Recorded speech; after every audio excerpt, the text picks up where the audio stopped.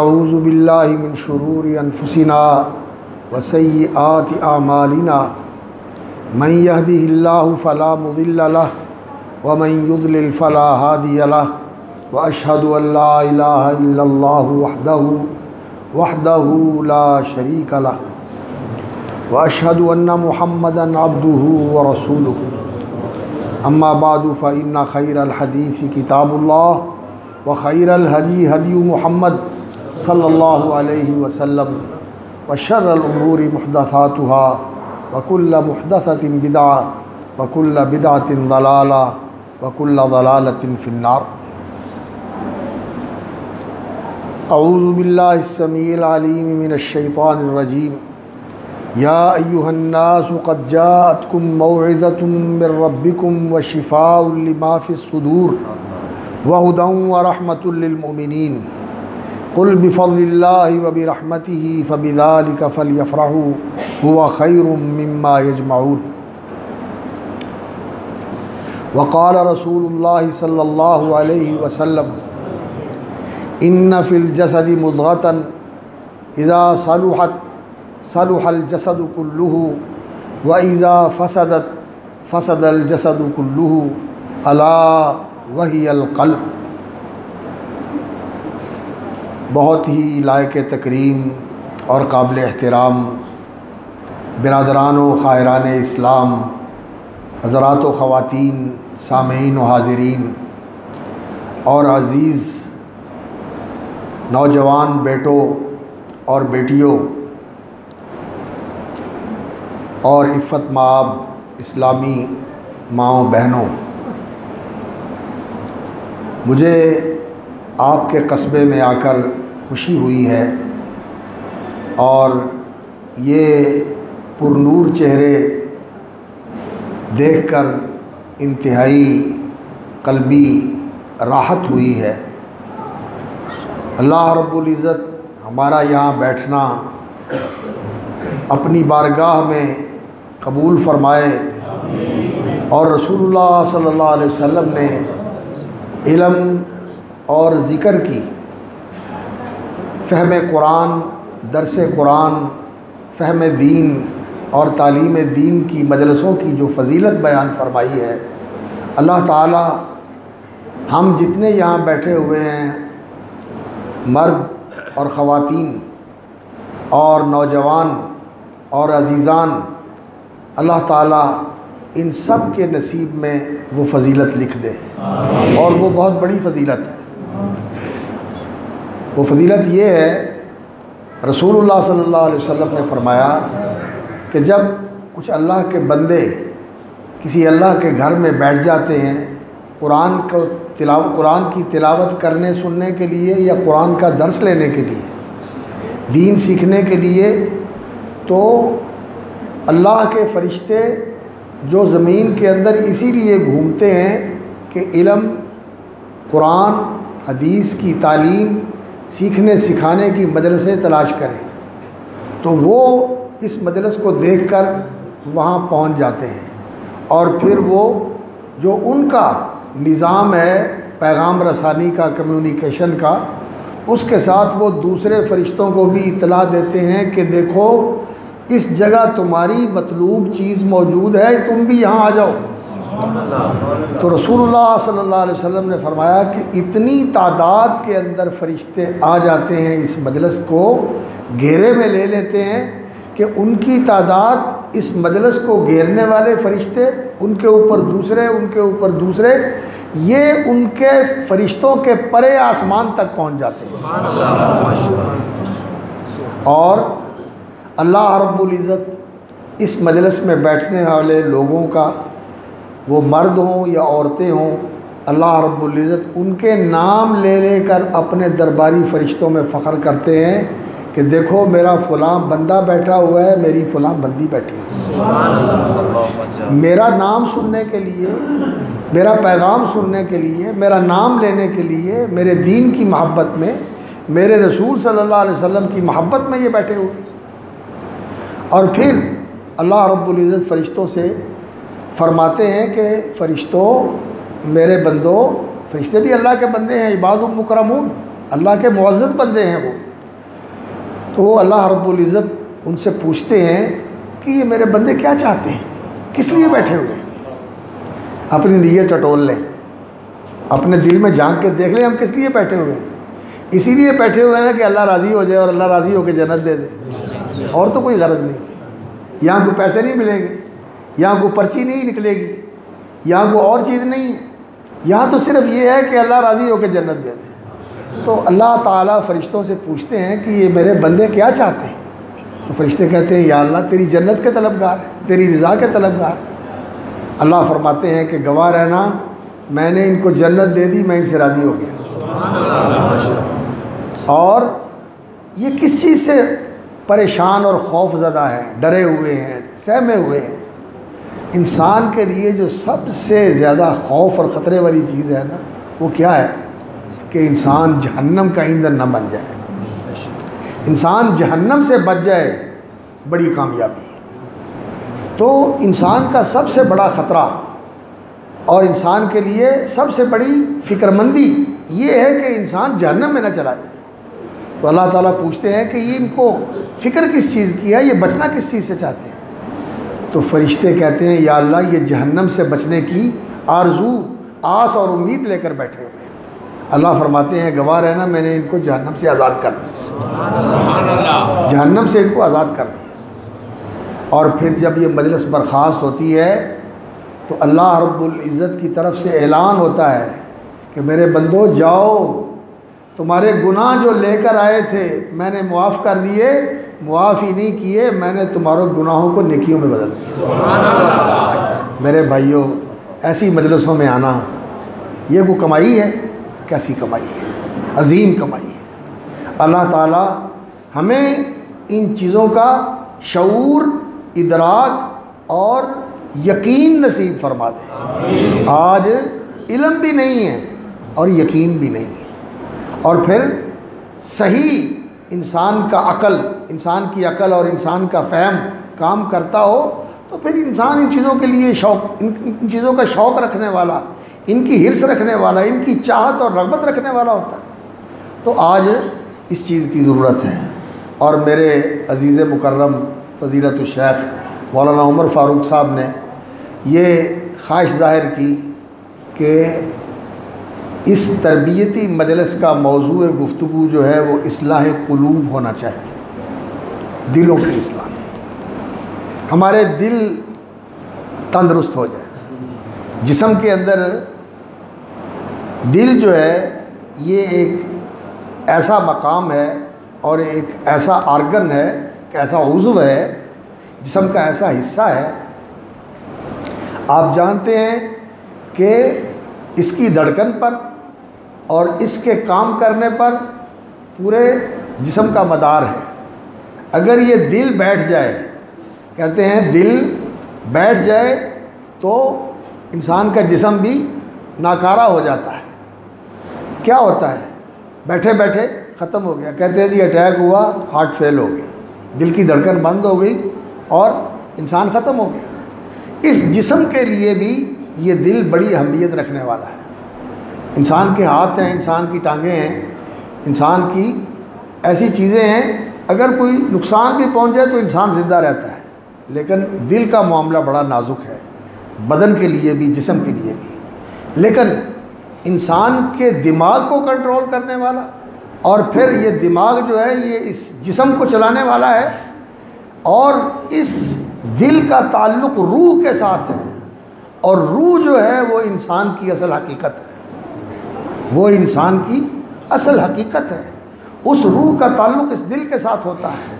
تو رسول اکرم صلی اللہ علیہ وسلم نے دل چونکہ روح کا مسکن ہے، روح اللہ کی مخلوق ہے، اللہ کے امر سے وجود میں آئی ہے، اور وہ ایک ایسا ربانی لطیفہ ہے، یہ عربی زبان کی اصطلاح ہے۔ ربانی کا معنی ہوتا ہے جس کو اللہ نے وجود بخشا، اور لطیفہ کہتے ہیں ایسی چیز کو جو بہت ہی نازک اور اس طرح ثبوت ہوتی ہے کہ ہم اسے محسوس نہیں کر پاتے، اسے محسوس نہیں کر پاتے۔ ہمارے جو حواس ہیں ان حواس کی گرفت میں نہیں آتی، نہ ہمیں نظر آتی ہے، نہ ہمیں اس کی آہٹ محسوس ہوتی ہے، اور ہم اس کو چھو بھی نہیں سکتے، اور اس کو سونگھ بھی نہیں سکتے، اس کو چکھ بھی نہیں سکتے۔ لطیف چیز ہے، اور وہ موجود ہوتی ہے لیکن ہمیں اس کا احساس نہیں ہوتا۔ پہلے تو انسان کے لیے ان چیزوں کا ادراک ذرا بڑا مشکل تھا۔ انسان صرف محسوسات تک اپنے آپ کو محدود رکھے ہوئے تھا، کہتا تھا چیز وہی موجود ہے جس کا مادی وجود ہو، جس کو دیکھا جا سکے، سنا جا سکے، چھو کے اس کو ٹٹولا جا سکے یا اس کو چکھا جا سکے، باقی اس کے علاوہ جو چیز ہے اس کی کیا حقیقت ہے، انسان یہ سمجھتا تھا۔ اور انسان کی معلومات یہی تھی کہ عناصر جو ہیں یہ صرف 4 ہیں، ماشاءاللہ پڑھے لکھے لوگ بھی بیٹھے ہوئے ہیں، آگ، پانی، مٹی اور ہوا، یہ 4 عناصر ہیں، اور یہ تو محسوس ہے۔ آگ بھی محسوس ہوتی ہے، پانی بھی محسوس ہوتا ہے، مٹی کا بھی پتہ چلتا ہے، ہوا کا بھی پتہ چلتا ہے، تو یہ محسوسات عناصر ہیں۔ لیکن انسان کو اللہ رب العزت نے عقل دی، آج انسان نے 90 سے زیادہ عناصر کا دریافت کر کے بتا دیا کہ عناصر 4 نہیں ہیں، 100 کے قریب ہو گئے، اور صرف وہی کچھ نہیں ہے جو ہمیں نظر آتا ہے، بلکہ ایک ایسی چیزیں بھی ہیں اس کائنات کے اندر جو نظر نہیں آتی، اور وہ ہیں، اور ان میں ایٹم بھی ہے، ان میں ایٹم بھی ہے۔ اللہ اکبر۔ ایٹم جو ہے وہ کیا ہے؟ مادہ ہے، یعنی مادے کی وہ ایسی اکائی ہے جو انتہائی چھوٹی ہے، اتنی چھوٹی ہے، میں نے پڑھا اس کے بارے میں، وہ کہتے ہیں کہ وہ جو اکائی ایٹم ہوتی ہے جس کے اوپر بڑا پروسیس کر کے یورینیم کے ساتھ اس کو افزودہ کیا جاتا ہے اور پھر اس کو توڑا جاتا ہے، تو اس کے ساتھ جو کچھ اس ماحول کے اندر ہوتا ہے وہ آپ جانتے ہیں کہ ایٹم جب پھٹتا ہے تو پھر کتنی توانائی خارج ہوتی ہے۔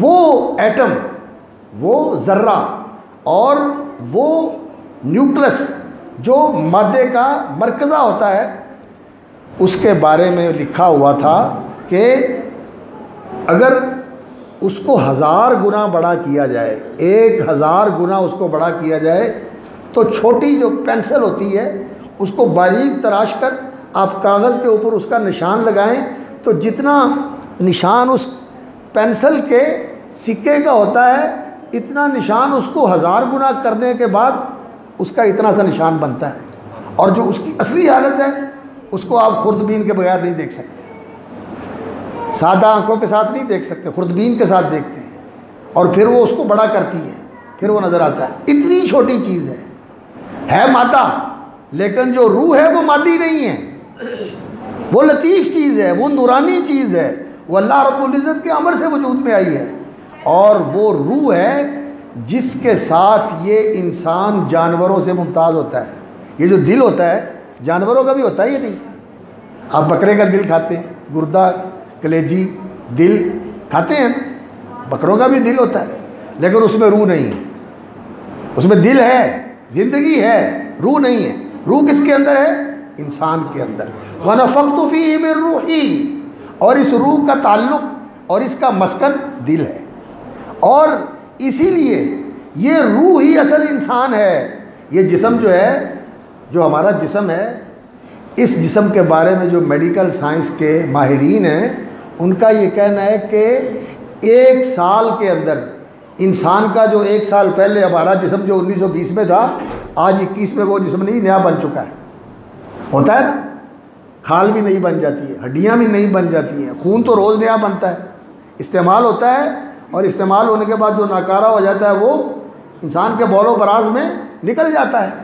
اور جسم کے جو سیل ہیں، جن اینٹوں سے اور جن ذرات سے ہڈیاں بنتی ہیں، جسم کا گوشت پوست بنتا ہے اور جسم کے پٹھے بنتے ہیں، یہ ساری چیزیں خود کار بنتی رہتی ہیں اور استعمال ہو کے ناکارہ ہو کے نکلتی رہتی ہیں۔ جسم بدل جاتا ہے لیکن روح وہی رہتی ہے جو اللہ کے حکم سے وجود میں آئی ہے، اور اس جسم کے اندر ہے وہ وہی رہتی ہے۔ لیکن جب اللہ کی طرف سے آئی تھی تو اس کا نام روح تھا، اور جب اس جسم میں آ جاتی ہے اور اس جسم کے اندر آ کے پھر وہ سکونت اختیار کرتی ہے انسان کے دل میں، اور پھر انسان کے دل کے راستے سے انسان کے دماغ پر اثر انداز ہوتی ہے، اور پھر یہ دماغ جو ہے یہ پورے جسم کو کنٹرول کرتا ہے، تو پھر اس کا نام نفس ہوتا ہے۔ پھر اس کو کیا کہتے ہیں؟ نفس۔ اور پھر روح کا اس کے ساتھ تعلق ہوتا ہے، اللہ یتوفی الانفس حین موتها واللتی لم تمت فی منامها کل نفس ذائقۃ الموت۔ یہ نفس اور اللہ کی طرف سے آنے والی یہ روح، یہ دونوں چیزیں مل کر حضرت شاہ ولی اللہ رحمۃ اللہ علیہ نے اس چیز کی بڑی تفصیل کے ساتھ وضاحت فرمائی ہے کہ روح کیا ہوتی ہے اور نفس کیا ہوتا ہے۔ لطائف القدس، یہ فی لطائف الروح والنفس ان کی ایک کتاب ہے، اس موضوع پر انہوں نے لکھا ہوا بڑی تفصیل کے ساتھ۔ اور آج کل تو خیر نفسیات کے علماء بھی اس بات پر، اس موضوع پر باتیں کرتے ہیں، لیکن یہ میڈیکل سائنس اور یہ نفسیاتی، یہ جو نفسیاتی علم النفسیات کا، یہ لوگ ان حقیقتوں کو نہیں پا سکتے۔ ان حقیقتوں کے بارے میں جو صحیح علم دیا ہے وہ اسی کا علم ہے جس نے ان کو بنایا ہے۔ کیوں جی؟ بنانے والے سے زیادہ بہتر کو بتا سکتا ہے؟ جو اس نے بتایا ہے وہ بالکل برحق ہے، اور باقی جو ہیں ان کو جتنا پتہ چل گیا اتنا بتا دیا، باقی کے بارے میں کہتے ہیں نہیں، بعد میں پتہ چلتا ہے کہ نہیں ہے۔ اور یہ سارا جو انسان کا علمی سفر ہے ایسا ہی ہے کہ ایک چیز کا نہیں پتہ ہوتا، پھر بعد میں پتہ چلتا ہے کہ یہ بھی ہے، اس کا نہیں پتہ ہوتا، پھر بعد میں چلتا ہے یہ بھی ہے، تو اگلے آنے والے پچھلوں کو کہتے ہیں ان کو پتہ نہیں تھا۔ لیکن اللہ رب العزت نے جو باتیں بتائی ہیں وہ پہلے دن سے وہ ہیں جو برحق ہیں، سچ ہیں، قطعی ہیں، یقینی ہیں اور اٹل ہیں، بدلنے والی نہیں ہیں۔ تو اللہ رب العزت نے وہ جو چیزیں بتائی ہیں وہ پہلے دن سے ہی برحق ہیں اور ہمیشہ برحق رہیں گی، اور آج لوگوں کو نہیں پتہ تو ایک وقت آئے گا ان کو پتہ چل جائے گا۔ سنریہم آیاتنا فی الآفاق وفی انفسہم حتی یتبین لہم انہ الحق۔ اللہ نے فرمایا اس کائنات کے اندر بھی ہم ان کو اپنی نشانیاں دکھائیں گے، وفی انفسہم، اور ان کے وجودوں کے اندر، ان کے جسم کو اندر بھی اپنی نشانیاں دکھائیں گے، یہاں تک کہ ان کے لیے واضح ہو جائے گا کہ حق وہی ہے جو اللہ نے کہا ہے۔ لقد جاءک الحق من ربک۔ حق کا معنی کیا ہوتا ہے؟ ایسی ثابت اور پکی ٹھکی بات جو کبھی غلط ہی نہیں ہو سکتی، وہ ہوتا ہے حق۔ تو اللہ کی بات بالکل برحق ہے۔ تو اللہ رب العزت نے قرآن مجید کے بارے میں یہ فرمایا کہ یہ قرآن ایسا نسخہ کیمیا ہے اور ایسا شفا کا منبع ہے، قد جاءتکم موعظۃ من ربکم، یہ اللہ کا واعظ ہے، یہ اللہ کا واعظ ہے۔ آپ واعظ سنتے ہیں نا، نصیحت سنتے ہیں، دلوں کو گرمانے والی، نرمانے والی، سوتوں کو جگانے والی، غفلت میں پڑوں کو ہوشیار کرنے والی واعظ سنتے ہیں آپ، یہ اللہ کا واعظ ہے قرآن۔ قد جاءتکم موعظۃ من ربکم وشفاء لما فی الصدور، اور سینوں میں جو روگ ہیں ان روگوں کا علاج ہے قرآن۔ سینے میں روگ ہیں، ہم تو یہ سمجھتے ہیں کہ سینے کے روگ جو ہے نا، پھیپھڑے کی آدمی کو پرابلم ہو جائے، انسان کے پھیپھڑے جو ہیں خراب ہو جائے، ٹی بی ہو جائے یا اور کوئی اس طرح کا مسئلہ بن جائے، کینسر وغیرہ کا، تو یہ دل کا مرض ہے، سینے کا مرض ہے، پھیپھڑے کا یا جگر کا یا دل کا، یہی کچھ جانتے ہیں۔ لیکن اس پھیپھڑوں کے مرض کے علاوہ، جگر کے مرض کے علاوہ، اور دل کا کمزور ہو جانا، دل کے وال کا بند ہو جانا، یا جو شریانے ہیں ان کا بند ہو جانا، ان ظاہری اور ان مادی امراض کے علاوہ بھی دل کے مرض ہیں، اور وہ بڑے خطرناک مرض ہیں، اور وہ بڑے خطرناک مرض ہیں۔ اللہ رب العزت نے قرآن مجید کو دونوں قسم کی شفا کا منبع اور بہت بڑا سرچشمہ بنایا ہے۔ یہ بات پلے باندھ لیں، قرآن اللہ رب العزت نے شفاء لما فی الصدور، جو دلوں کے روحانی روگ ہیں اور سینوں کے وہ روگ ہیں جو انسان کی روح اور اس کے نفس کو لگے ہوئے ہیں، ان کا بھی علاج ہے۔ اور اللہ رب العزت نے اس نسخہ شفا کو انسان کے جسمانی امراض کے لیے بھی شفا بنایا ہے۔ سورہ فاتحہ شفا ہے، سورہ فاتحہ شفا ہے۔ اسی طرح قل هو اللہ احد، قل اعوذ برب الفلق، قل اعوذ برب الناس، یہ بھی شفا ہے۔ یہ بیماری سے بھی شفا ہے، بخار ہو، درد ہو، اس سے بھی انسان اپنے آپ کو دم کرے اس کے ساتھ، اور جادو ہو، نظر ہو، حسد ہو، بد نظری ہو، ٹونا ہو، کوئی اس طرح کا عمل کسی نے کیا ہو انسان کے خلاف، اس سے بھی یہ شفا ہے۔ یقین کے ساتھ انسان ان چیزوں کے اوپر عمل کرے تو جسمانی بیماریوں کا بھی قرآن میں اللہ رب العزت نے شفا کا سامان رکھا ہے، اور روحانی اور قلبی اور نفسیاتی بیماریوں کا بھی اللہ رب العزت نے اس میں علاج رکھا ہوا ہے۔ تو قرآن مجید نبی صلی اللہ علیہ وسلم نے فرمایا علیکم بالشفاءین، لوگو دو شفا کے نسخے ہیں، دو شفا کے منبع ہیں، ان کو مضبوطی سے سنبھال لو، تھام لو، پکڑ لو۔ کیا؟ القرآن والعسل، ایک قرآن مجید، اس کا پڑھنا شفا، اس کا پڑھ کے پھونک دینا شفا، اس کا سننا شفا۔ ہمارے ایک جاننے والے ڈاکٹر ہیں، آپ کو بھی پتہ ہوگا، نیٹ پہ بھی موجود ہے، وہ کہتے ہیں جی ہم کینسر کے مریضوں کا علاج سورۃ الرحمن کی تلاوت سے کرتے ہیں۔ لاہور میں کینسر کا وارڈ ہے، وہ کہتے ہیں، وہاں کے ڈاکٹر کا میں نے وہ نیٹ کے اوپر سنا اس کا بیان، وہ کہتا ہے کہ ہم نے وہاں قاری عبد الباسط عبد الصمد کی تلاوت جو ہے وہاں لگائی ہوئی ہے، اور اس کی تلاوت جو ہے ہم صبح بھی لگاتے ہیں، دوپہر کو بھی لگاتے ہیں، اور مختلف اوقات میں لگاتے ہیں۔ جتنے زیر علاج کینسر کے مریض ہیں وہ سنتے ہیں، اور بہت سارے لوگ اس سے بہتر ہوتے ہیں، ان کی شفا یابی کی رفتار تیز ہو جاتی ہے۔ یہ جسمانی بیماریوں کے لیے بھی شفا ہے، اور روحانی اور قلبی اور نفسیاتی بیماریوں کے لیے تو علاج ہے۔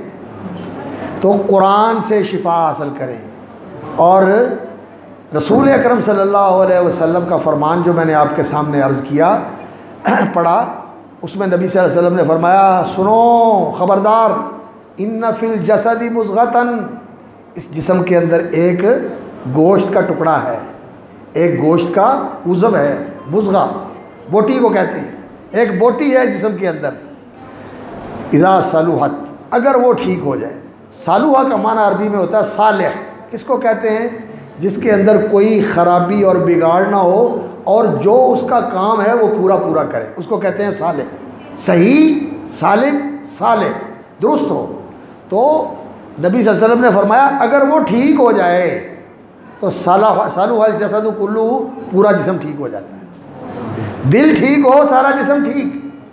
وَإِذَا فَسَدَتْ، اگر دل بیمار ہو، دل خراب ہو، دل بگڑا ہوا ہو تو فسد الجسد کلہ، پورا جسم بگڑ جاتا ہے۔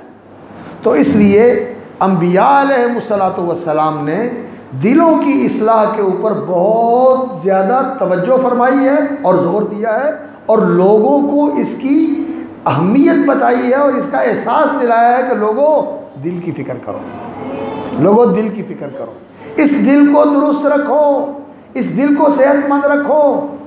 میں بھی ہارٹ کا مریض ہوں، بائی پاس ہوا ہے، دوائی بھی کھاتا ہوں، پرہیز بھی کرتا ہوں، لحاظ رکھتا ہوں کہ کھانا ایسا نہیں کھانا، یہ کام نہیں کرنا، دل کا مریض ہوں، لحاظ کرنا پڑتا ہے نا۔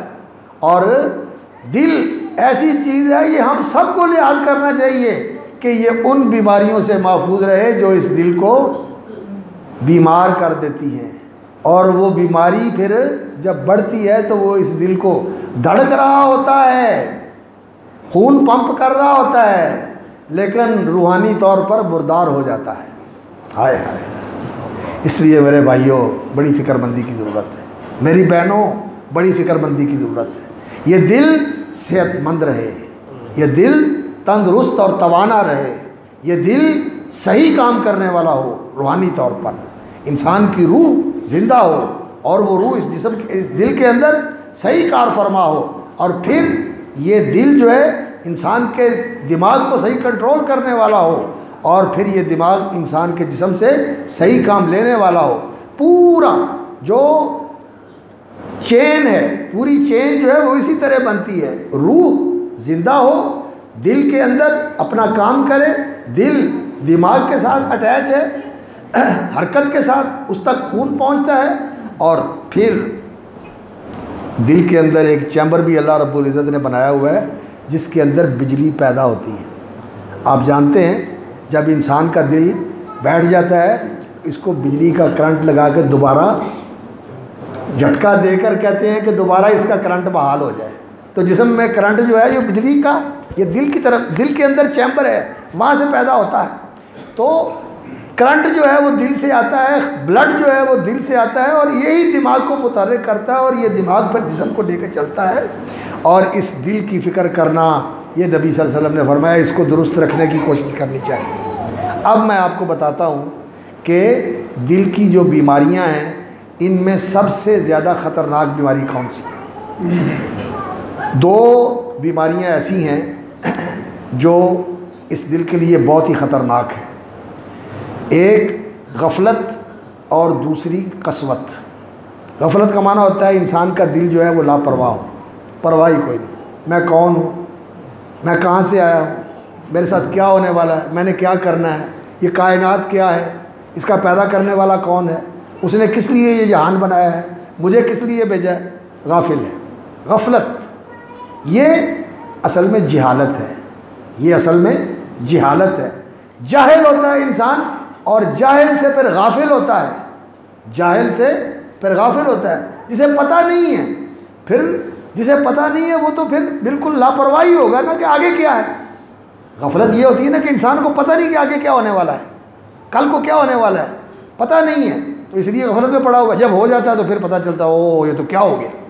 تو جہالت سے غفلت آتی ہے، جہالت سے غفلت آتی ہے، اور غفلت جو ہے یہ انسان کو لے ڈوبتی ہے۔ حادثے میں کیا ہوتا ہے، ایک لمحے کی غفلت ہوتی ہے ڈرائیور کی، اور گاڑی ختم، سارے سوار ختم۔ اللہ اکبر، ایک لمحے کی غفلت۔ وہ ایک شعر ہے فارسی کا کہ یک لحظہ غافل بودم و 100 سالہ راہ ہم دور شد، ایک لحظے کے لیے ہم غافل ہوئے تھے اور 100 سال کا رستہ جو ہے وہ دور ہو گیا، منزل سے 100 سال دور چلے گئے۔ یہ تو بڑی غفلت جو ہے یہ انسان کو لے ڈوبتی ہے۔ ایک ہے غفلت، اور غفلت کا سبب کیا ہوتا ہے؟ جہالت۔ جہالت اور اس سے پیدا ہونے والی غفلت یہ دل کی سب سے بڑی بیماری ہے، اور اس کے ساتھ ایک دوسری بیماری ہے۔ وہ کون سی بیماری ہے؟ وہ ہے کہ انسان اللہ رب العزت کی معرفت سے محروم ہو۔ جہالت ہی ہے، غفلت ہی ہے، اور یہ جہالت اور غفلت اس سطح تک پہنچ جائے، اس حد تک پہنچ جائے کہ انسان کو اپنے بنانے والے کا اور اپنے لیے جتنی چیزیں ہیں ان کے مہیا کرنے والے کا بھی پتہ نہ ہو کہ میرا بنانے والا کون ہے، میرا مالک کون ہے، اس نے مجھے کس لیے پیدا کیا ہے۔ اللہ سے انسان غافل ہو جائے، اللہ رب العزت سے بے خبر ہو جائے، اللہ پر ایمان اور اللہ رب العزت کی معرفت سے انسان محروم ہو جائے، تو غفلت، پھر جب یہ انسان اس غفلت کا شکار ہوتا ہے، جہالت اور اس کے نتیجے میں پیدا ہونے والی غفلت، اور پھر اس غفلت کا نتیجہ کہ اللہ سے بھی غافل، اپنے آپ سے بھی غافل، اللہ اکبر، پھر یہ انسان جو ہے جس وقت اللہ رب العزت سے بھی غافل ہو جاتا ہے تو پھر اس کے اندر جو ایک کیفیت پیدا ہوتی ہے اس کو کہتے ہیں قسوت، سنگ دلی۔ یہ پھر دل نہیں رہتا، پھر یہ پتھر کی سیل بن جاتی ہے، پھر اس پر کوئی چیز اثر نہیں کرتی، پھر یہ پتھر بن جاتا ہے۔ اللہ اکبر، یہ پتھر بن جاتا ہے۔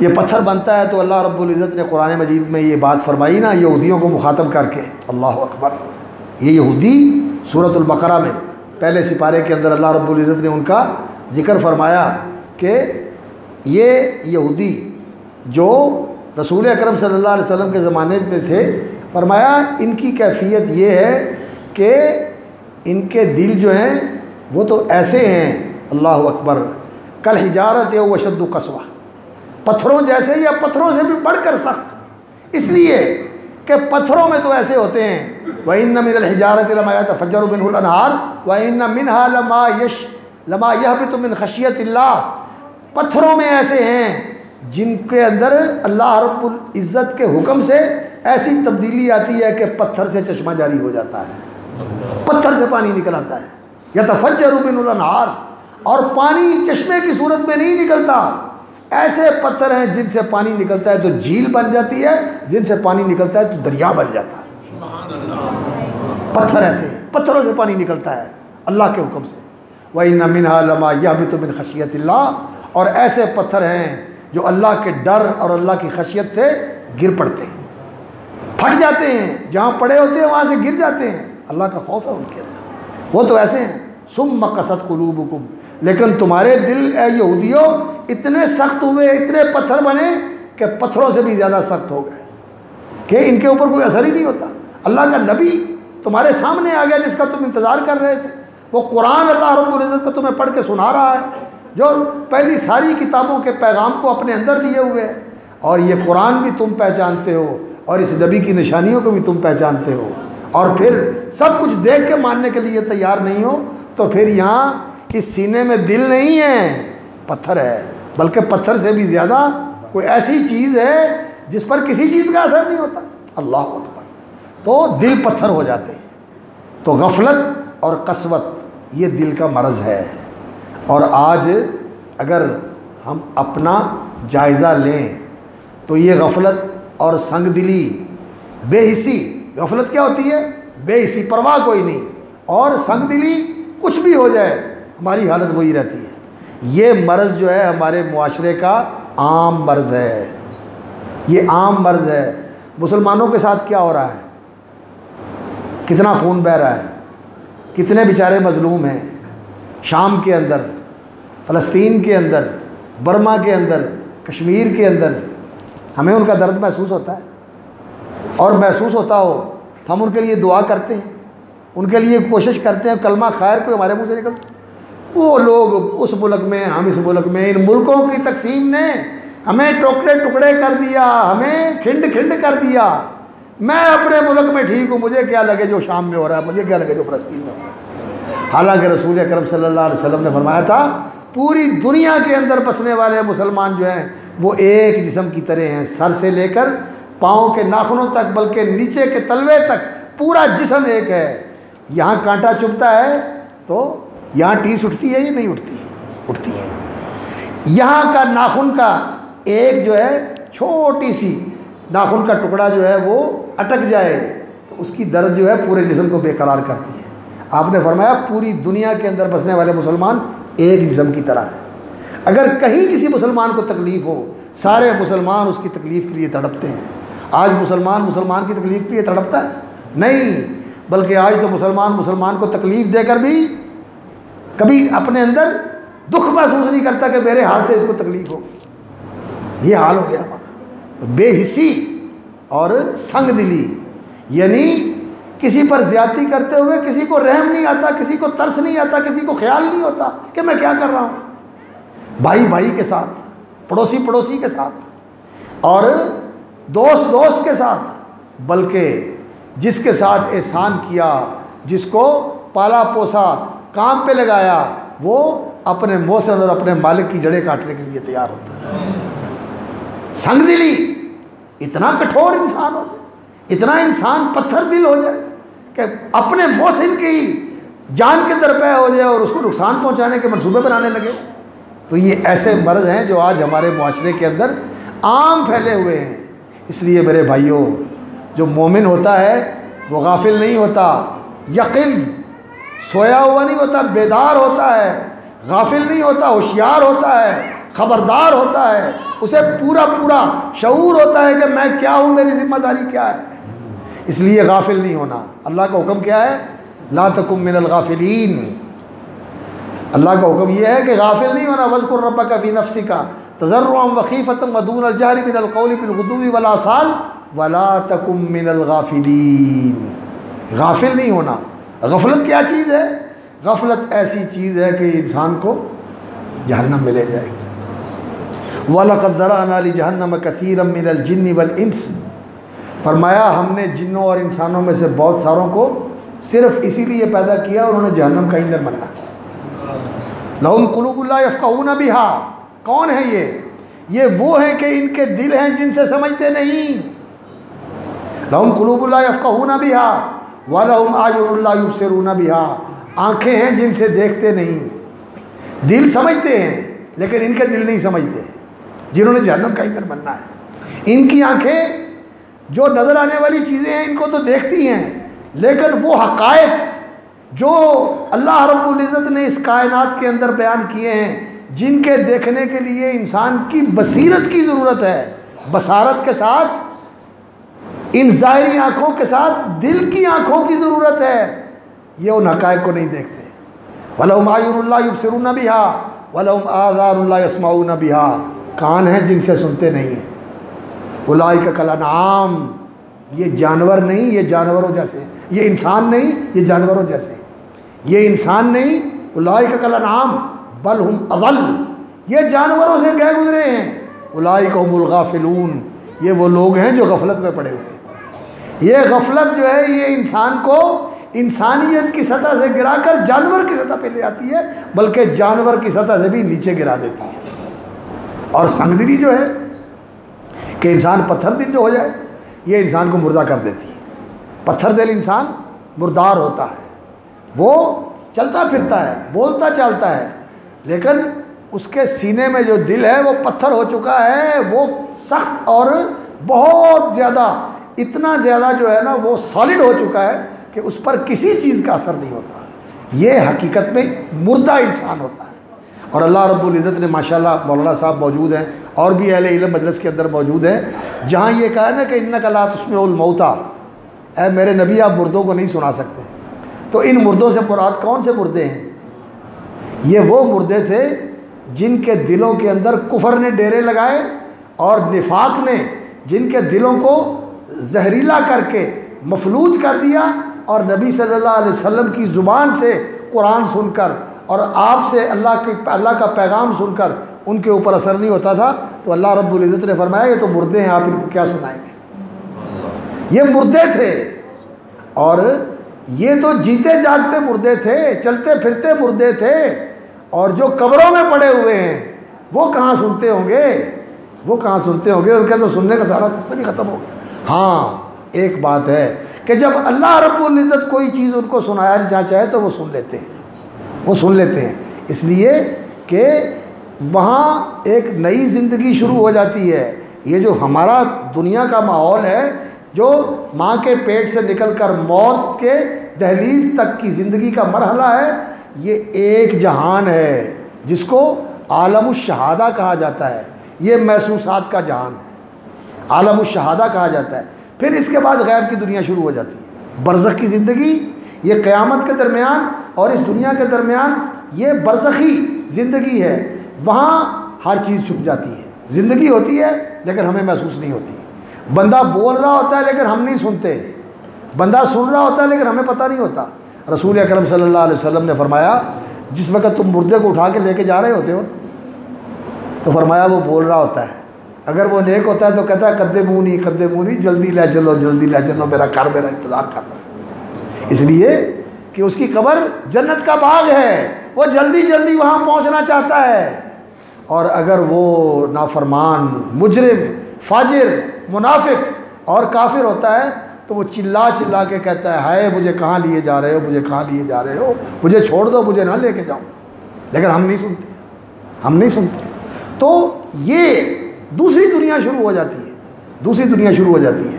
تو اللہ رب العزت نے جن کے دل مرے ہوئے ہیں ان کو مردے قرار دیا، اور ایک تو یہ کافر ہیں جو بالکل مرے ہوئے ہیں، اور ایک وہ ہیں جو بالکل کافر تو نہیں ہیں، ان کو کچھ پتہ ہے کہ اللہ ہے، اللہ کا دین بھی ہے، اللہ کا رسول بھی ہے، لیکن پکا یقین نہیں ہے، پکا یقین نہیں ہے۔ یہ نفاق کا مرض، یہ ان کے دلوں کے اندر نفاق کا مرض ان کو بیمار کر دیتا ہے، بے یقینی اور شک، ارتیاب۔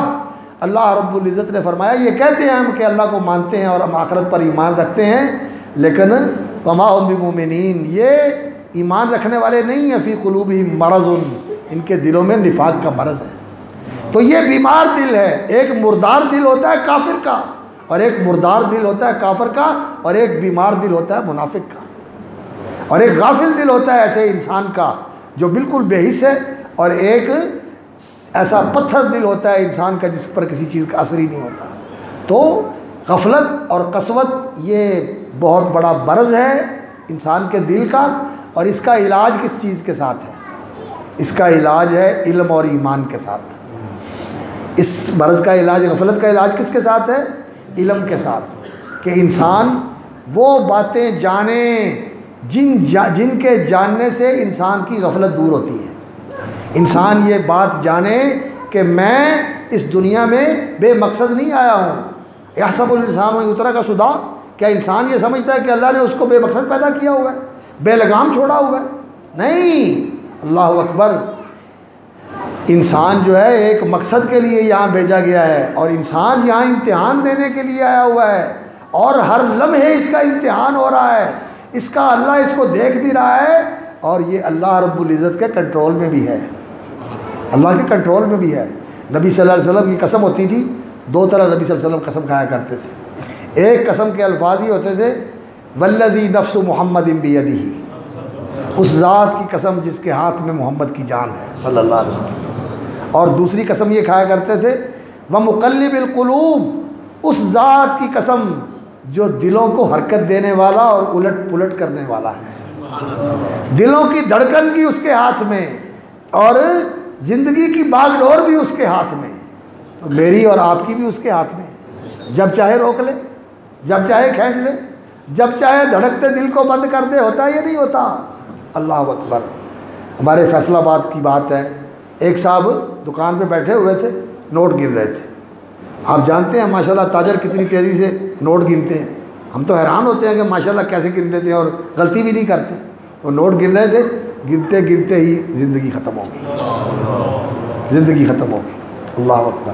اور ایک ہمارے محلے دار تھے، اللہ ان کی بخشش فرمائے، عید کا دن بیٹی کے پاس گئے، داماد اکٹھے ہوئے، پوری فیملی کا جو ہے نا گیدرنگ ہے، بیٹھے ہوئے ہیں وہاں کھانا کھا رہے ہیں، اور وہ بیٹے کو کہتے ہیں آپ میں نے پیپسی پئیں، انہیں پیپسی پھڑائی اور منہ کو سٹرا لگایا، ایک سپ لیا،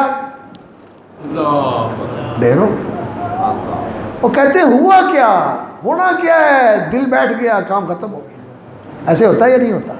ہوتا ہے۔ تو اللہ رب العزت ہمارے دل کو متحرک رکھتے ہیں، اس لیے انسان کو غافل نہیں ہونا چاہیے، اسے یاد رکھنا چاہیے، اور پھر صرف مر جانا ہی ہو تو پھر بھی انسان کو بہت ہوشیار ہونا چاہیے۔ مر کے قصہ ختم نہیں ہونا، بلکہ پھر انسان نے اگلی موت کے بعد کا مرحلہ اس سے بھی سخت ہے، اور اس کے بعد امتحان کا مسئلہ، حساب کا مسئلہ، اور پل صراط کا مسئلہ، اور پھر اللہ تعالیٰ معاف کرے اور کامیاب کر دے تو بڑی سعادت کی بات ہے۔ اور اللہ کے فضل و رحمت سے ہم اس کا سوال کرتے ہیں کہ یا اللہ پردے رکھنا اور اپنی رحمت سے معاف کر کے جنت میں داخلہ دے دینا اپنے فضل و رحمت کے ساتھ، اور یا اللہ دنیا میں پردے رکھے ہوئے ہیں قیامت والے دن بھی رسوا نہ کرنا۔ اللہ اکبر۔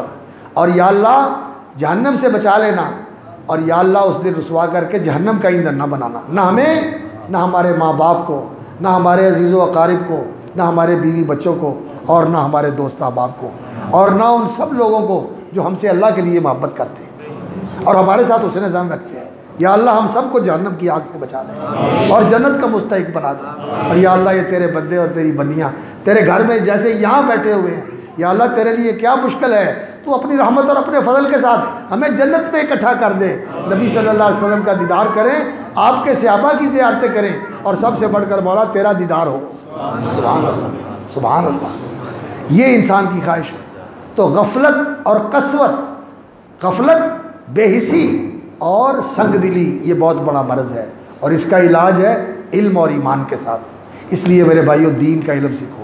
یہ جو علم ہم پڑھتے ہیں نا اسکول کالج یونیورسٹی میں، اور بڑی بڑی مہنگی تعلیم گاہوں کے اندر، آکسفورڈ میں اور پتہ نہیں کیا کیا سسٹم جو ہیں لوگوں نے بنائے ہوئے ہیں، جہاں پیدا ہونے سے پہلے بچوں کے نام لکھوائے جاتے ہیں۔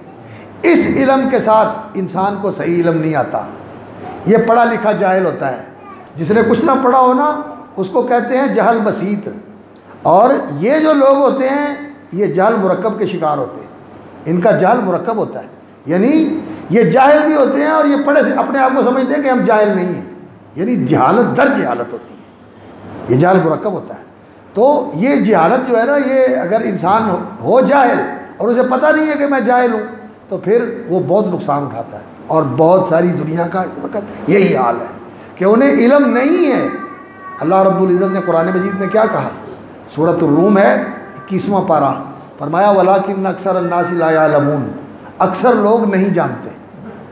يَعْلَمُونَ ظَاهِرًا مِنَ الْحَيَاةِ الدُّنْيَا، صرف دنیا کا ظاہر جانتے ہیں۔ یہ جو کچھ سائنس کی تعلیم ہے یہ کیا ہے؟ دنیا کے ظاہر کی تعلیم ہے، اور کیا ہے؟ ان کے بارے میں قرآن کہتا ہے لا يعلمون، نہیں جانتے۔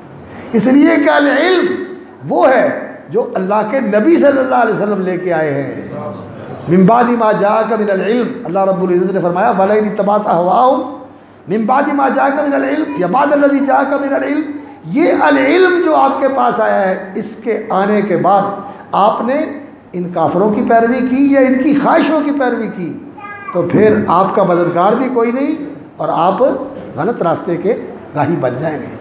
اصل میں سمجھایا تو ہمیں ہے اور مخاطب نبی صلی اللہ علیہ وسلم کو کیا ہے کہ ان کے لیے یہ خطاب ہے، تو ان کے لیے اللہ کا یہ قانون ہے، تو تمہارے لیے تو پھر بلا یہی قانون۔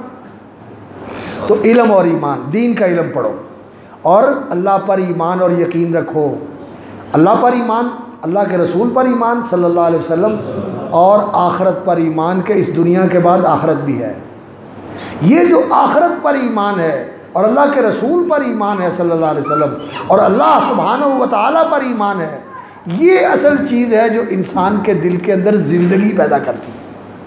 انسان کا دل زندہ ہوتا ہے، بیدار ہوتا ہے، انسان کا دل ہوشیار ہوتا ہے، اور انسان کی روح کو تازگی ملتی ہے، بالیدگی ملتی ہے، اور اس روح کے اندر توانائی آتی ہے اور اس کے اندر حیات دوڑ جاتی ہے، اس کے بغیر وہ مردہ ہو جاتی ہے۔ اس لیے کہ انسان کے اندر احساس ہو، اللہ تعالیٰ عافیت میں رکھے۔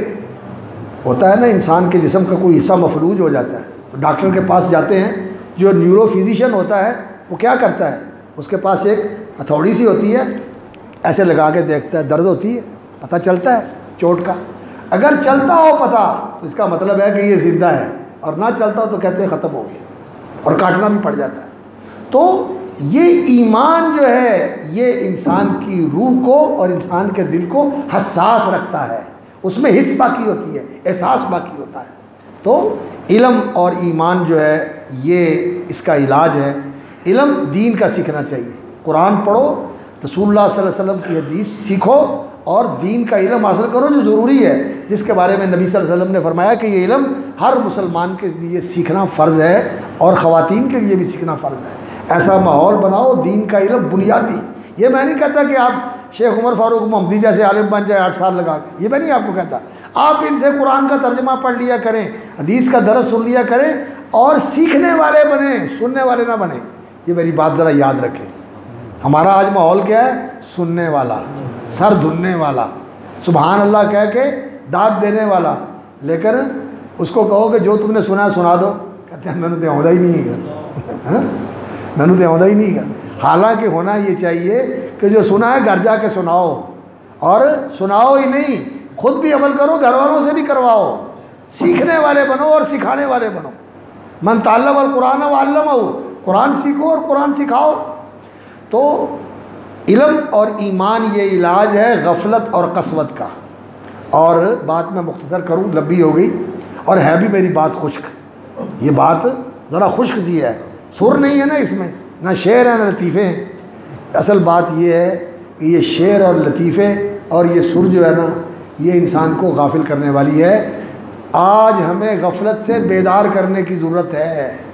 آج ہماری قوم اور ہماری ملت غفلت کا شکار ہو گئی، انہیں جھنجھوڑ کر ہلانے کی ضرورت ہے، انہیں بیدار کرنے کی ضرورت ہے، انہیں سر اور لے کے ساتھ سلانے کی ضرورت نہیں، انہیں بیدار کرنے کی ضرورت ہے۔ ہوش میں آ جاؤ، ہمارا نقصان ہو رہا ہے، ہم بہت پیچھے جا رہے ہیں اور اللہ رب العزت سے دور ہو رہے ہیں، اور اللہ سے دور ہو کے ہم کہیں کی نہیں رہیں گے۔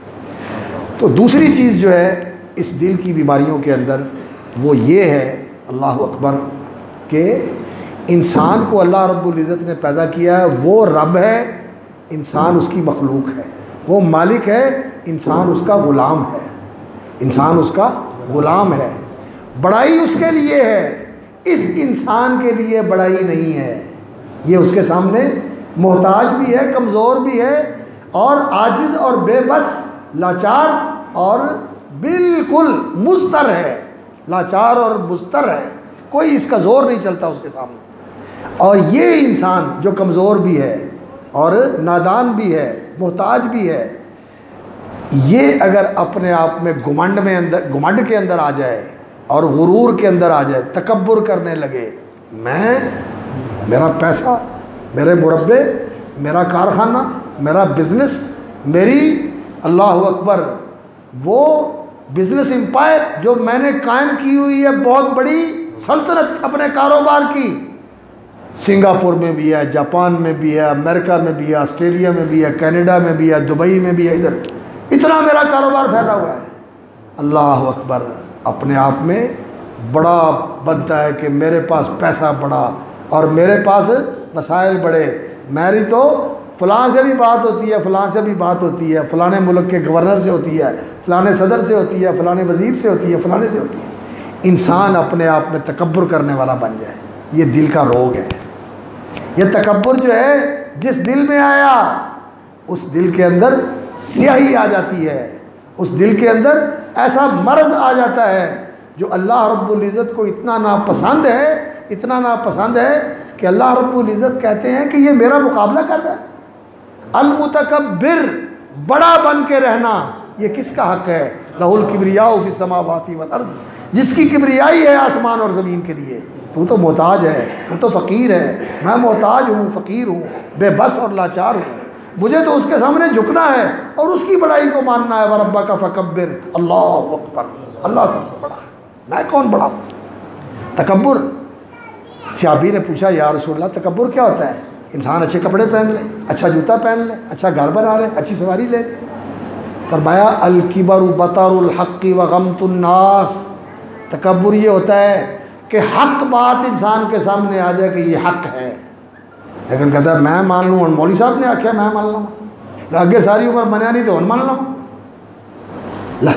اسی مہر ہونے ہیں، اسی جٹ ہونے ہیں، اسی چودھری ہونے ہیں، اسی کشمیری ہونے ہیں، اسی فلانے ہونے، اسی فلانے ہونے، لے ہوں اسی یہ گل مان لی ہے، ہوں اگے ساری عمر اسی بھول ہی رہے۔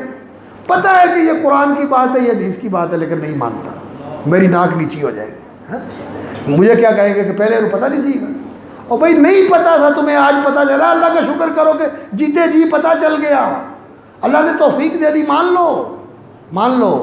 اور اگر ٹھکراؤ گے تو یاد رکھنا اللہ رب العزت کا قانون بڑا سخت ہے۔ اگر کسی وقت ایسا ہوتا ہے کہ انسان حق ٹکراتا ہے، اللہ تعالیٰ مور ہی لگا دیتے ہیں، جا تجھ سے توفیق ہی چھن گئی، ساری عمر حق قبول کرنے کی توفیق ہی نہیں ملے گی۔ وَنُقَلِّبُ أَفْئِدَتَهُمْ وَأَبْصَارَهُمْ كَمَا لَمْ يُؤْمِنُوا بِهِ أَوَّلَ مَرَّةٍ، فرمایا پہلی بار بات آئی، انہوں نے نہیں مانی، ہم نے دل کو الٹا کر دیا، چابی پھیر دیتی۔ اللہ اکبر۔ كَمَا لَمْ يُؤْمِنُوا بِهِ أَوَّلَ مَرَّةٍ وَنَذَرُهُمْ فِي طُغْيَانِهِمْ يَعْمَهُونَ، اور ساری عمر کے لیے اس اندھے پن کے اندر دھکے کھاتے ہوئے چھوڑ دیتے ہیں، جا ٹوکرے کھاتا رہے، جا ٹوکرے کھاتا رہے، حق کے سامنے کبھی تکبر نہیں کرنا۔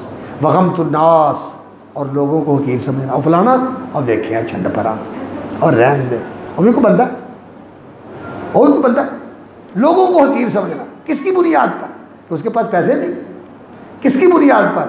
کہ وہ چھوٹی فیملی سے تعلق رکھتا ہے۔ یہ فیملیاں تو اللہ نے بنائی ہے، وہ اپنی مرضی سے اس فیملی میں آئے۔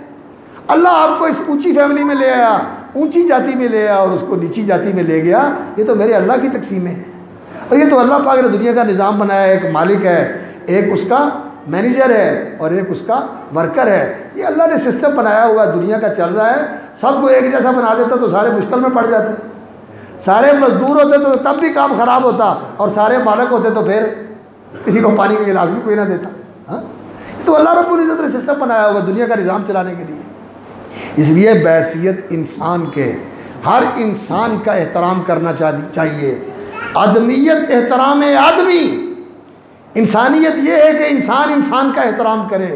باخبر شو از مقام آدمی، وہ تیرا ماں باپ کے شریک، تیرا ماں باپ شریک بھائی ہے، تو بھی آدم اور حوا کی اولاد ہے، اور یہ بھی آدم اور حوا کی اولاد ہے۔ دنیا میں آنے کا پروسیس تیرا بھی وہی ہے، اس کا بھی وہی ہے، اور جانے کا بھی ہے کہ سب نے مرنا ہے اور زمین میں جانا ہے، اور کھانے پینے کا بھی ایک جیسا ہے، اور کھانے پینے کے بعد کے جو مراحل ہیں وہ بھی سب کے ایک جیسے ہیں، بادشاہ کے اور مزدور کے۔ اور بلکہ شاید لوگ کہتے ہیں کہ مزدور جو ہے وہ زیادہ سکھ کی نیند سوتا ہے، اور بادشاہوں کو اور وزیروں کو نیند نہیں آتی۔ بڑے بڑے شاندار آرام دہ گدوں کے اوپر اور بڑے نرم بیڈز کے اوپر ان کو نیند نہیں آتی، گولیاں لینی پڑتی ہیں، اور وہ پھٹے کے اوپر سویا ہوا ہوتا ہے، مچھر بھی اس کو کچھ نہیں کہتا، مکھیاں بھی اس کو کچھ نہیں کہتی، مزے کی نیند سو رہا ہوتا ہے۔ تو کسی کو حقیر نہ سمجھیں، اور خاص طور پر جو مسلمان ہو، دیندار ہو، پتہ نہیں اللہ رب العزت کے ہاں اس کی کون سی نیکی اتنی اونچی ہو کہ اللہ کے یہ محبوب اور مقرب بندوں میں سے، اللہ کے ولیوں میں سے۔ اس لیے کسی مسلمان کو حقیر نہ سمجھیں، کسی کی ذات کی وجہ سے، کسی کے کام کی وجہ سے، کسی کی غربت کی وجہ سے، کسی کمزوری کی وجہ سے نہ۔ انسان کی عزت جو ہے وہ تقوی کے ساتھ ہے، اور باقی سارے انسان برابر ہیں، باقی سارے انسان برابر ہیں۔ تکبر نہیں کرنا۔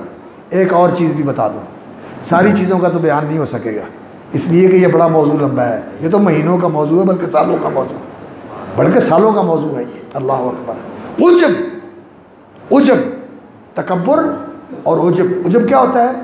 خود پسندی اپنے آپ پر کہ میں نیکوکار ہوں، میں بڑا پرہیزگار ہوں، میرا بڑا اچھا عقیدہ ہے، میں پہلی صف کا نمازی ہوں، صبح سویرے اٹھتا ہوں، تہجد پڑھتا ہوں۔ نبی صلی اللہ علیہ وسلم نے فرمایا انکم لو لم تذنبوا، بندو اگر تم گناہ نہ کرو، نیکوکار پرہیزگار بن جاؤ، تو مجھے ڈر ہے ایک اور بڑی خطرناک بیماری کا، دل کی بیماری۔ وہ کیا؟ لخشیت علیکم اعظم من ذالک، گناہوں سے بھی زیادہ سنگین اور گناہوں سے بھی زیادہ خطرناک بیماری کا ڈر ہے، العجب، کہ انسان نیکی کر کے گھمنڈ میں آ جائے، نیکی کر کے اپنے آپ کو اونچا سمجھے اور لوگوں کو نیچ سمجھے۔ نیکی کر کے ہمیں سبق تو یہ دیا گیا ہے، ہم نماز پڑھتے ہیں اللہ کی توفیق سے، اور نماز توجہ کے ساتھ پڑھتے ہیں، کوتاہی رہ جاتی ہے، توجہ کی کمی رہ جاتی ہے، اور نماز پڑھنا بہرحال ایک بہت بڑی نیکی کا کام ہے، بلکہ دین کا ستون ہے نماز، دین کی بنیاد، دین کی عمارت اس کے اوپر قائم ہوتی ہے اور کھڑی ہوتی ہے۔ تو نماز پڑھنے کے بعد نبی صلی اللہ علیہ وسلم کی سنت کیا ہے؟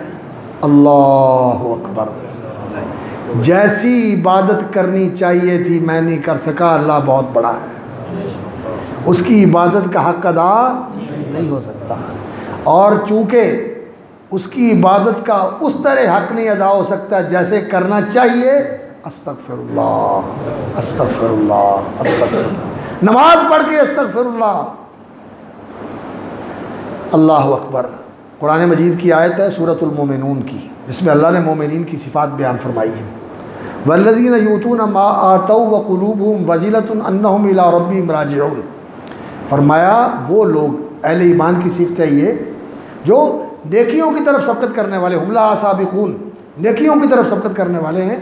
ان کی صفت اللہ نے یہ بیان فرمائی کہ یؤتون ما آتوا، جو کرتے ہیں، جو دیتے ہیں، جو وہ دیتے ہیں، وقلوبہم وجلۃ، اور ان کے دل ڈرتے ہیں، دہلتے ہیں اور خوف زدہ ہوتے ہیں۔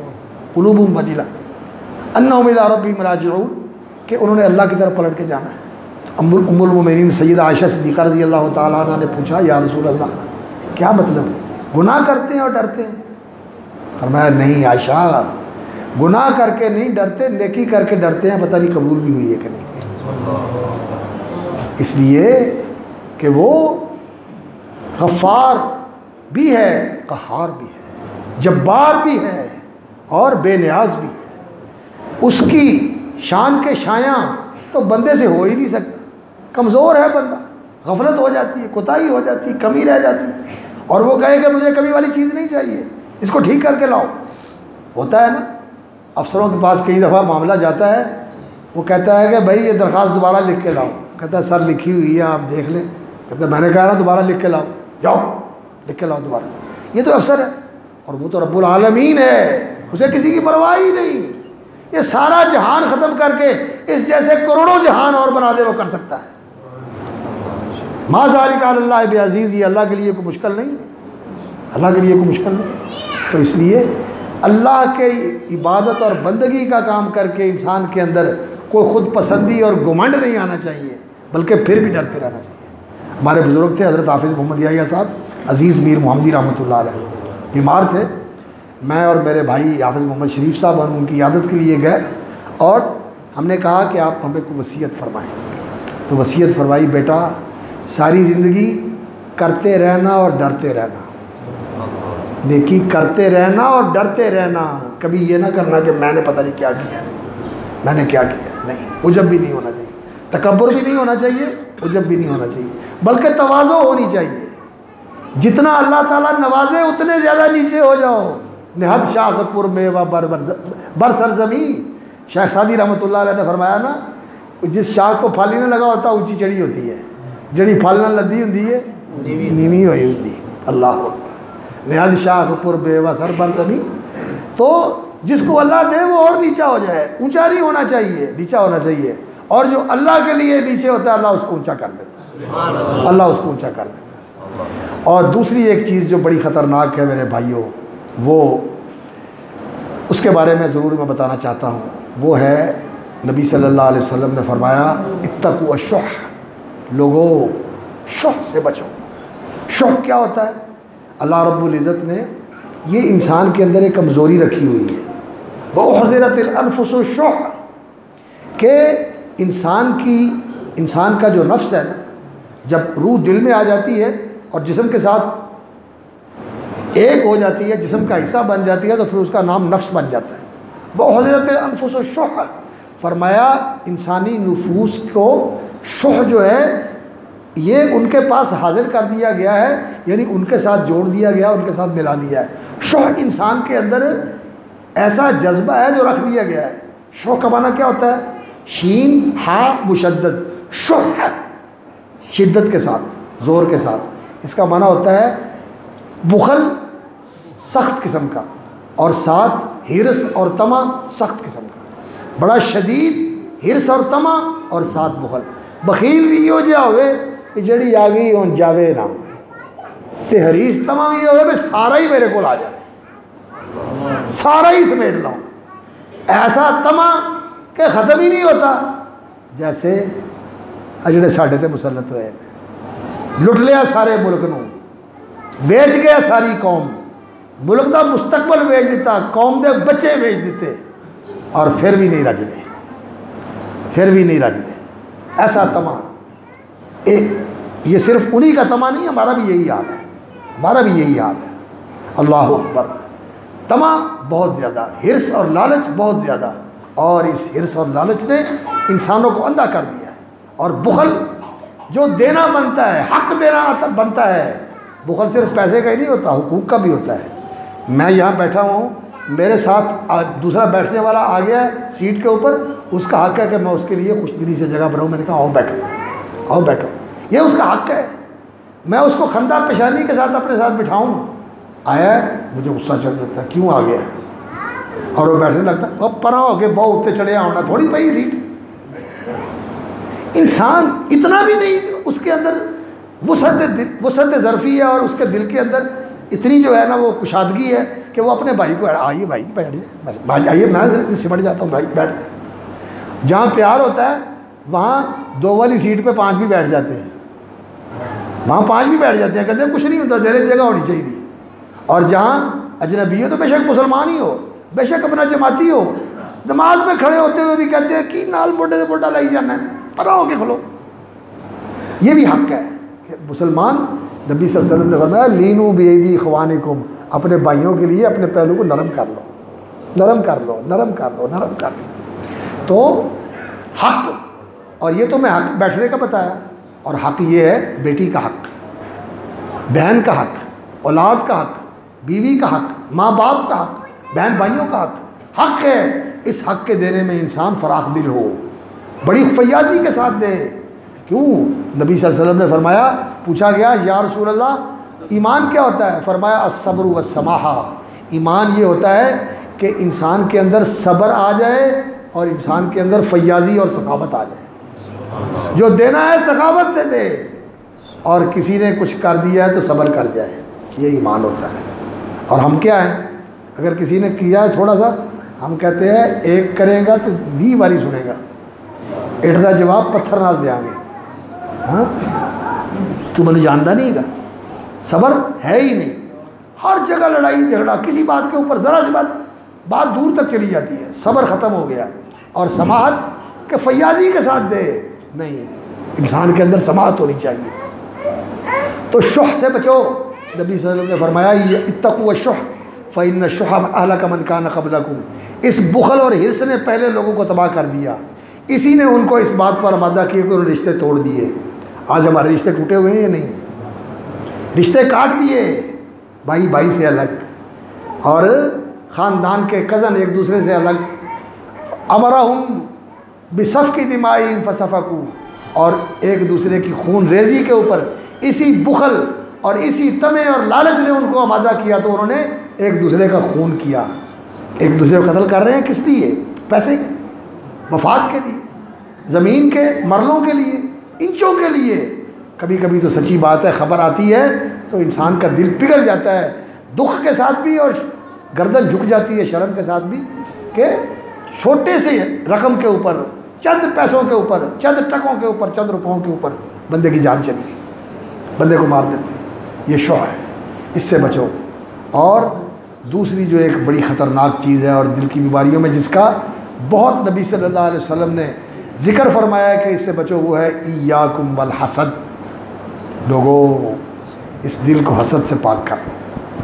ماشاءاللہ ان کو اللہ رب العزت نے عزت دی ہے، صحت دی ہے، اور کاروبار اچھا ہے، بچے برسر روزگار ہو گئے، میرے اندر آگ لگی ہوئی ہے، اللہ یہ کھاندہ کیوں ہے؟ اس کے ساتھ ایسے کیوں؟ اے جڑا انج کیوں ہے؟ اے انج کیوں ہے؟ یہ تو اللہ نے کیا ہے، اللہ نے اس کو دیا ہے، اللہ کا اس کے اوپر فضل ہے، اب میں اللہ پر ناراض ہوں کہ اللہ نے اس کو کیوں دے دیا؟ اور پھر یہ حسد ایسی چیز ہوتی ہے کہ وہ یہ نہیں کہتا کہ یا اللہ اس کو دیا مجھے بھی دے دے۔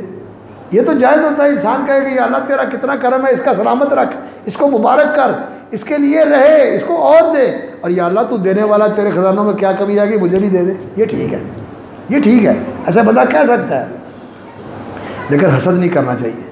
فرمایا ایاکم والحسد فإن الحسد یأکل الحسنات۔ یہ حسد جو ہے یہ نیکیوں کو کھا جاتا ہے۔ کیسے؟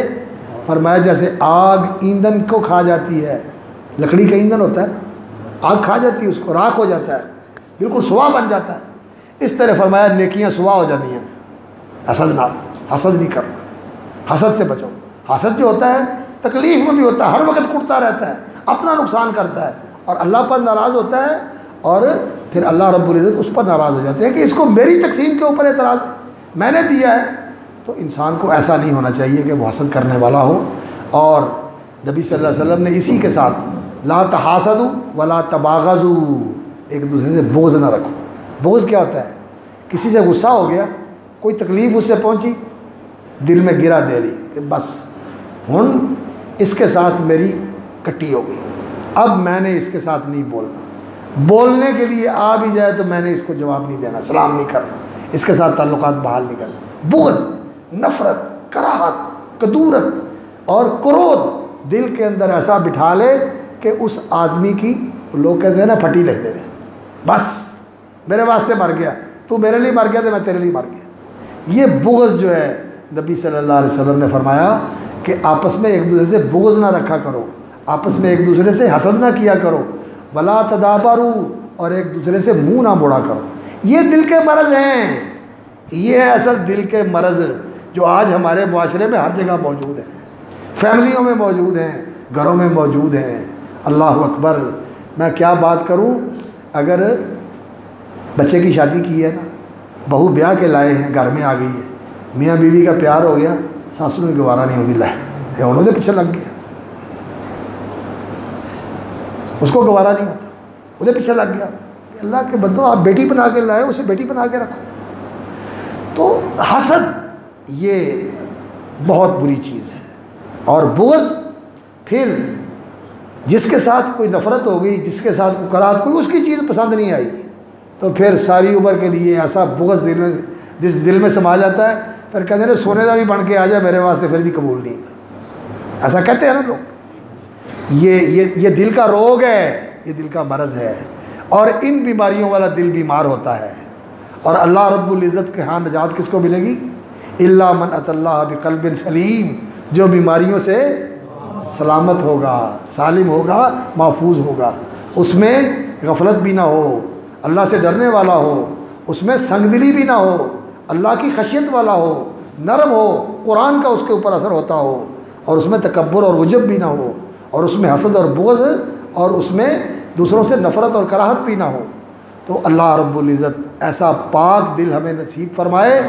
اور باقی اس موضوع پر انشاءاللہ اگلا درس جو ہے نا، یہ مولانا صاحب دیں گے، اور یہ لمبا موضوع ہے، تو علامہ خرائطی رحمۃ اللہ علیہ ایک عالم ہے، ان کی ایک کتاب ہے اعتلال القلوب، دلوں کی بیماریاں، اور شیخ الاسلام ابن تیمیہ رحمۃ اللہ علیہ نے تو اس موضوع پر بہت لکھا ہے. انہوں نے اس موضوع پر امراض القلوب بھی ان کا ایک رسالہ ہے، التحفۃ العراقیہ فی الاعمال القلبیہ، یہ بھی کتابیں انہوں نے لکھی ہیں. پورا جو ہے نا ایک پوری لائبریری ہے اس کی، فقہ القلوب کے نام سے ایک پورا موسوعہ، ایک انسائکلوپیڈیا ہے دل کی بیماریاں اور ان کا علاج. تو یہ بہت بڑا وسیع موضوع ہے اور اس کی ضرورت بھی بہت زیادہ ہے. تو اس محترم عزیز نے جب اس کی طرف توجہ دلائی تو میں نے کہا وضو تو خشک ہے لیکن یہ ہماری ضرورت ہے، میری بھی ضرورت ہے اور آپ کی بھی ضرورت ہے. جتنا کچھ کہا گیا ہے اللہ تعالیٰ ان بیماریوں سے محفوظ رکھے. اللہ علم سے اور ایمان سے ہمارے دلوں کو معمور فرما دے.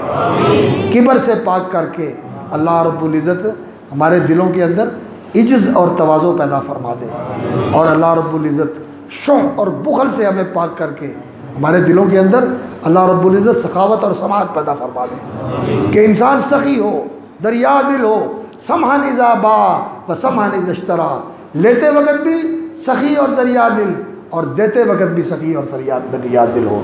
تو یہ چیزیں اللہ تعالی ہمیں نصیب فرما دے.